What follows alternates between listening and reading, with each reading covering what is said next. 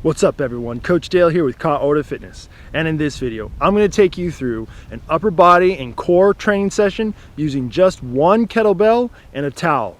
You ready for this? Let's get started. Back from the dead.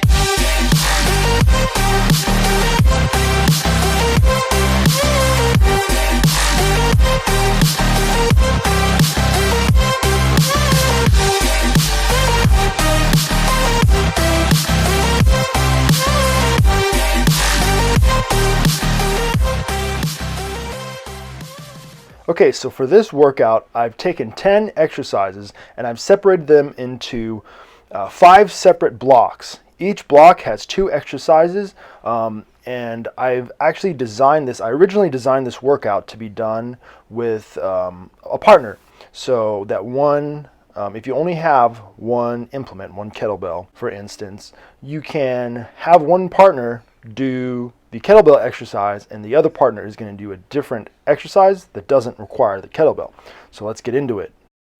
So the first exercise is the kneeling shoulder press. So you're going to kneel down into a lunge position, and you're going to have your dumbbell or your kettlebell, whatever you're using, in the arm with of the side that has the leg down on the ground. From there, you're going to brace your core. Make sure you contract your abs and press overhead. This is a pretty tough exercise and takes a bit of core stability. So take your time with it, and if you have a weight that's very light, you can do more reps, but you can also play with your tempo. You can go slower, do kind of more time under tension bodybuilding type of work, where you maybe go up fast, like in a second, and then you do the eccentric phase, or you lower the weight slowly to like a 2 or 3 second count. So kind of play with that based on the weight you have. If the weight you have is too heavy to do a single arm overhead press, try doing a double arm overhead press. If you're using a kettlebell, simply flip it upside down and put your thumbs through the handle, and you can press it overhead like you see in the video. If you're using a dumbbell, just grab the dumbbell with 2 hands and press it overhead.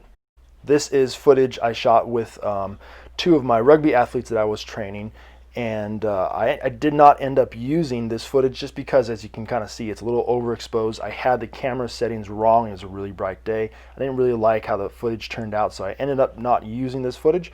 But as you can see, these stud muffins are doing great work.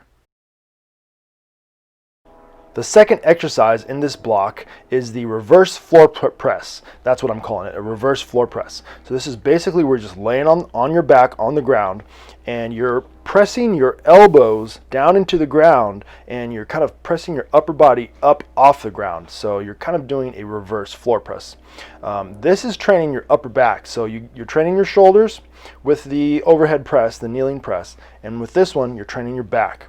So this is primarily targeting your upper back, your lats, your rhomboids, your mid trapezius, your rear delts, and this actually is surprisingly difficult.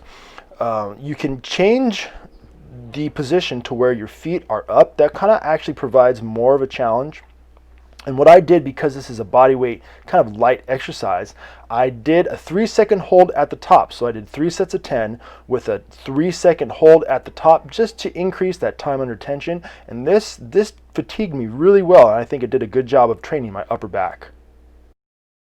So for the second block, the first exercise I have is the half get up incline press. So this is something, another thing I made up, and it's where you get into a half get up position and you're pressing there. So you're kind of pressing overhead with the kneeling press, and then this is taking you to the incline position. So it's kind of getting that 45-degree angle between your chest and your shoulder press.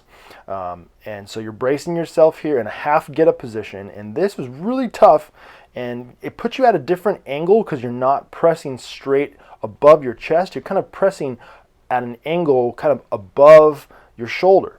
But I found it to be really effective, and it's very similar to an incline press. So I kind of put this exercise in there, and I really like it. So if you don't have someone to lean against or something to lean against, whether it be an incline bench, you can just do it supported like this. And this is a great core exercise because it requires you to keep your core tight and stable while you're pressing.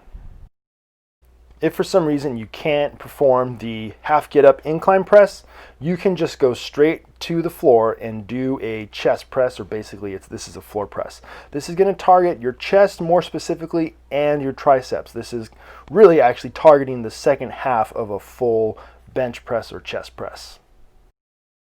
The second exercise of this block is the reverse sit-up. This is just a core flexion exercise, an abdominal flexion exercise, and it's great because you don't need any help. You don't need to anchor your feet to do this, and it's a good exercise. Keeps your back relatively fixed so that you're not creating a lot of flexion in your spine, but you're getting a good abdominal contraction. Okay, on to the third block. If you're any good at recognizing patterns, you know what's coming next. This is the good old push-up. So I got you with the overhead press, so targeting primarily your shoulders. I got you with the incline press, kind of targeting in between your chest and shoulders, kind of your pectoralis minor. Now we're going to go for your chest, your pec major. So we're just doing push-ups. Make sure you keep your core tight and pick a rep number that's going to challenge you. You should be pretty fried at this point from the overhead and incline presses. For the second exercise of this third block, it's a traditional push-pull. I got a kettlebell bent over row. So I stabilize my upper back with my knee. I rest my elbow on my knee, and I'm driving my working elbow high. And if this weight is a little bit easy for you, try doing slower tempo work where you do the eccentric phase or the downward phase slower to like a 2 or 3 second count. That will challenge you and it'll help train your back, and you'll get a really strong upper back. This is again targeting primarily your rhomboids, trapezius, rear delts, and your latissimus dorsi. For the fourth block, I have a good old bicep curl. So this is where the towel comes in now. You thread that towel through the kettlebell handle, and you can do curls with it. Again, hopefully the weight is light enough that you can curl. If it's kind of on the heavy side, again, I would suggest doing slower eccentrics to where you kind of hike up the weight and then go down slowly. And if the weight is lighter, just do more reps. And then I'm pairing this exercise with a traditional front plank. So a little bit more core work here. I did this, I think I'm holding these for 30 seconds. 30 seconds. For the fifth and final block, I have overhead tricep extensions. So using the same method of the bicep curls, I thread the towel through the kettlebell handle, and I'm grabbing them like handles or like a rope, and I'm extending them overhead. This is a really tough exercise. The weight that I had was very challenging for both the curls and the triceps. So if you have anything that's kind of on the light side, I think that'll work really well for you. And then from there, I am simply doing side planks. So I did my front plank with the curls. Now I'm doing side planks. So I'm kind of rounding out my core, getting the front and the sides, and just keep your core tight. Work on your breathing. And I did the side planks for 20 seconds. But again, pick a number that's going to be good and challenging for you. Time.